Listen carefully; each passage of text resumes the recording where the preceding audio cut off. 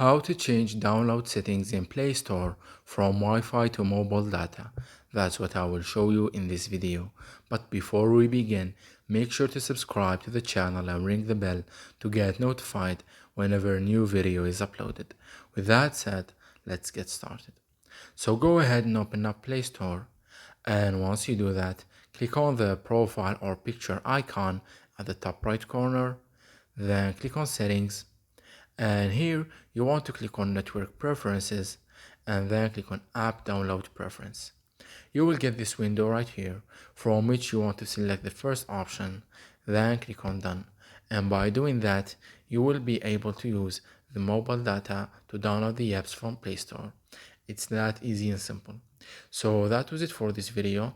That's how you can change the Wi-Fi to mobile data in Play Store and use the mobile data to download the apps. So if you have any questions, please leave them in the comment section down below. With that said, see you in the next video.